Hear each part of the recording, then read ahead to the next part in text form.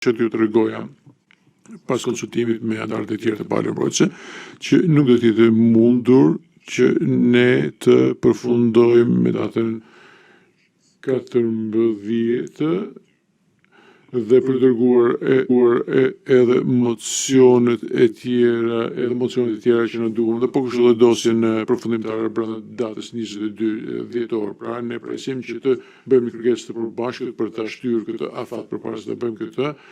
Do të thojë që kemi folur me prokurorinë dhe të konsultohemi inter partes për të arritur një marrëveshje përpara se të mund të vijmë me kërkesën tonë për këtë shtyrje afati. Mbeten një numër apelesh të cilat duhet të merren parasysh në kuadrin e provave të përbashkëta dhe në kuadrin asaj që do të pranohet. Kam fjalën për apelet që kanë të bëjnë lidhur me analizat mjekëligjore, me përgjimet dhe me dëshmitarët e rregullit 155. Desha të përmendje këto për të thënë që të gjitha duhet të merren parasysh kur bëhet fjalë për afatin kohor. Këto vendime do të dalin dhe do të ndikojnë mbi këtë çështje në tërësi.